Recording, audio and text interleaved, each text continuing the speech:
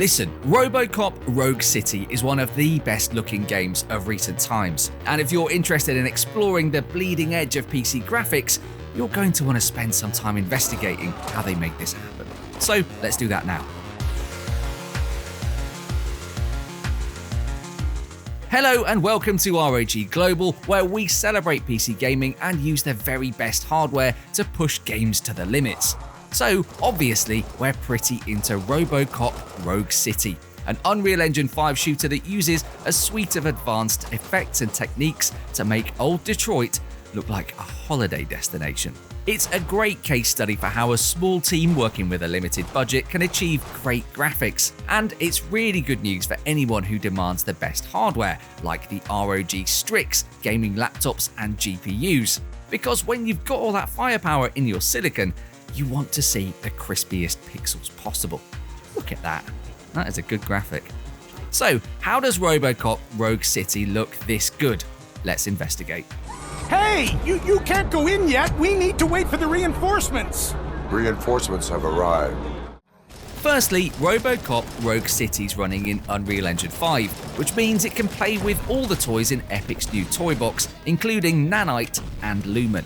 If you haven't heard of Nanite before, it's a new method of rendering really complex 3D assets made of millions of triangles that takes way less resources than you traditionally need to present something so detailed on screen. The artist makes a super high detail 3D asset, and when they import it into Unreal Engine, Nanite breaks that asset down into what Epic's literature calls hierarchical clusters of triangle groups.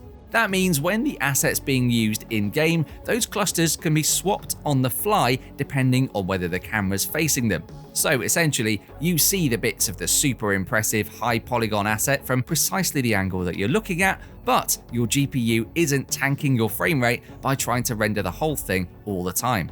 That efficiency saving means that RoboCop Rogue City can lavish old Detroit in geometry details that create really convincing, lived-in environments. Good evening, citizens. I need... Need what?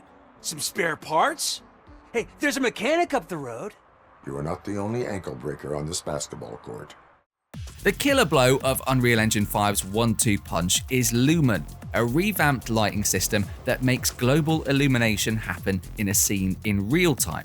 Artists have been working towards this goal for many years, and based on the tech demos that you're seeing here from Epic, well, you can see why, can't you? In Unreal Engine 4 games, the lighting's basically trying to fake real-time global illumination. It does that by using light maps and lots of direct light sources. The results are still aesthetically pleasing, but in UE5 titles like RoboCop Rogue City, the whole scene's reacting to changes in lighting and reflection conditions in real time. Bouncing indirect lighting all over the graffiti-scrawled slums, the seedy arcades, and the thug-filled corridors of old Detroit. Like Nanite, it's also much easier for artists and designers to work this way, which means projects like RoboCop Rogue City that don't have Call of Duty-sized budgets or multiple studios working all around the world can achieve incredible fidelity levels like this. Your volume control seems to be broken. Leave it! That's brand new! I've only stole... With the geometry details showing us super convincing exterior and interior environments and impressive lighting bringing it all to life, the next element that makes Rogue City look so good is ray tracing. This isn't new technology now, it's been around since Nvidia's GeForce RTX 2 series GPUs released in 2018. But it's been constantly refined ever since to bring more immersive, convincing lighting and reflections to in-game scenery.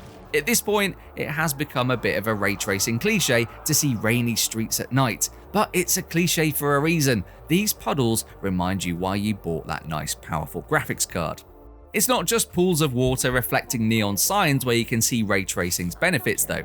Just like Lumen, this is a really complex algorithm that models a ray of light's path across countless reflections and refractions in a scene, and that leads to more realistic overall lighting environments, even where there aren't shiny surfaces everywhere. It just happens that Rogue City does a great job of both the really noticeable shiny reflections and the subtler ambient lighting.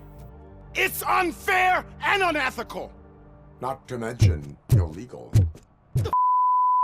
Next up, we shouldn't lose sight of the truism that great in-game visuals are a marriage of technology and art. Yes, this game's got a lot of impressive UE5 techniques going on, but a big part of the reason it looks this good is because the developer has really taken the time to nail the look of the RoboCop movies.